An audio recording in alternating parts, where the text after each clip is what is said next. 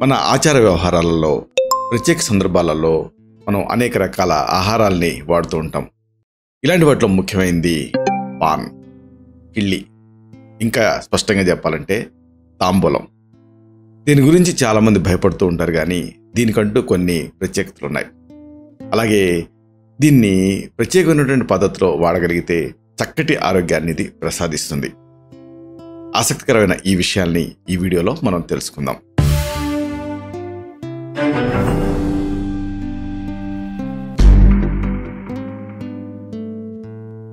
మిత్రులారా నమస్కారం. నేను మీ డాక్టర్ చిరుమామిళ్ళ మురళీ మనోహర్. ఈ వీడియోలో చాలా ముఖ్యమైన విషయాన్ని మనం తెలుసుకోబోతున్నాం. చాలామంది ఈ పాన్ గురించి భయపడుతూ ఉంటారు, కానీ దీనివల్ల కూడా ఆరోగ్య ప్రయోజనాలు ఉన్నాయి. ఇది కూడా ఎంతో ఆరోగ్యానికి మేలు చేస్తుంది. అయితే సరైన పద్ధతిలో వాడుకోవాలి. ఎంతో ఆసక్తికరమైన విషయాన్ని తెలుసుకుందాం. పాన్ అనేది కేవలం మౌత్ ఫ్రెషనర్ మాత్రమే కాదు, ఆరోగ్య సంజీవని కూడా. దీంట్లో ఎన్నో ఔషధ గుణాలు ఉన్నాయి. తమలపాకులో వైటమిన్ సి ఉంటుంది, యాంటాక్సిడెంట్లు ఉంటాయి, థియమిన్ ఉంటుంది, నియాసిన్ ఉంటుంది, రిబోఫ్లేవిన్, కెరోటిన్, ఇలాంటివి ఎన్నో పుష్కలంగా ఉంటాయి. ఈ పాన్ మలబద్ధకాన్ని, గ్యాస్ట్రిక్ సమస్యల్ని నివారిస్తుంది. ఆకు, సున్నం, వక్క ఇవి కలిపి తీసుకుంటే ఇది అన్నీ కూడా ఈ కాంబినేషన్ ఆస్టియోపోరోసిస్ వ్యాధిని తగ్గించడానికి సహాయపడుతుంది. అంటే ఎముకలు గుల్లబారటం అన్న సమస్యని ఇది నివారిస్తుంది. తమలపాకులో రకరకాల దినుసుల్ని చేర్చి పొట్లంలాగా చుడతారు, కాబట్టి పాన్ అంటారు. ఈ పాన్లో ఎన్నో రకాలున్నాయి. ఇది ఎన్నో రకాలుగా సహాయపడుతుంది. ఆసక్తికరమైన ఈ విషయాలు తెలుసుకుందాం. మధుమేహం చికిత్సలో ఇది సహాయపడుతుంది.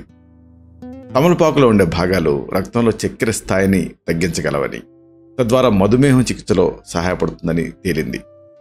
అయితే ఈ పాన్లో ఆ స్వీట్ పాన్ కానీ లేకపోతే ఆ స్వీట్నర్లు కానీ ఇలాంటివి వాడకూడదు.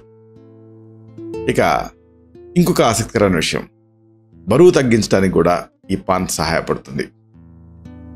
ఒకవేళ మీరు బరువు తగ్గాలనుకుంటే తమలపాకుని మీరు సమర్థవంతంగా వాడుకోవచ్చు. ఇది మేధోధాతు అంటే శరీరపు కొవ్వును తగ్గిస్తుంది, అలాగే జీవక్రియ రేటుని పెంచుతుంది. అయితే దీంట్లో ఇది సాదా పాన్ లాగా మామూలు కిళ్ళిలాగే తినాలి తప్పితే ఇది మీఠా కిళ్ళిలాగా తినకూడదు. అయితే క్యాన్సర్ని గురించి చాలామంది భయపడుతూ ఉంటారు. పాన్ తింటే నోటి క్యాన్సర్ వస్తుందని. కానీ దాంట్లో వాడే పొగాకు లాంటి వాటి వల్ల వస్తుంది, కానీ దాన్ని యథాతథంగా తినగలిగితే ఎలాంటి ఇబ్బంది ఉండదు. ఈ తమలపాకు క్యాన్సర్కి దారితీసే కార్సినోజన్లని నివారిస్తుంది. తమలపాకుని నమలటం వల్ల నోటి క్యాన్సర్ తాలూకు తీవ్రతని వచ్చే రిస్క్ని తగ్గించుకోవచ్చు. ఎందుకంటే ఇది లాలాజలంలో ఆస్కార్బిక్ యాసిడ్ స్థాయిల్ని కంట్రోల్ చేయడానికి సహాయపడుతుంది. అయితే దీన్ని ఒక ప్రత్యేకమైన పద్ధతిలో వాడగలిగితే మంచిది. 10 నుంచి 12 తమలపాకుల్ని కొన్ని నిమిషాలు నీళ్ళలో వేసి మరిగించండి. ఆ మరిగించిన నీటికి తేనె కలపండి. దీన్ని రోజు తాగుతూ ఉండండి. పాను అంటే ఈ తమలపాకు గాయాలను కూడా నయం చేసే శక్తి కలిగి ఉంటుంది. తమలపాకుల్ని ఒక ప్రత్యేకమైన పద్ధతిలో వాడితే గాయం పైన ఇది అమోఘంగా పనిచేస్తుంది. ఎక్స్టర్నల్గా అయిన గాయాల మీద పుయ్యొచ్చు. నోట్లో అయినటువంటి గాయాలని తమలపాకుతో తగ్గించుకోవాలంటే తమలపాకుకి కాస్త తేనె, నెయ్యి చేర్చి దీన్ని నవ్వటం ద్వారా నోట్లో అయిన గాయాలని, వాటి తీవ్రతని తగ్గించుకోవచ్చు. ఇలాగా పాన్ గురించి భయపడాల్సిన పని లేదు, కాకపోతే దాన్ని ఒక ప్రత్యేకమైన పద్ధతిలోనే వాడుకోవాలి. ఇలాంటి మరిన్ని ఇన్ఫర్మేటివ్ వీడియోస్ కోసం ఈ ఛానల్ని సబ్స్క్రైబ్ చేసుకోండి.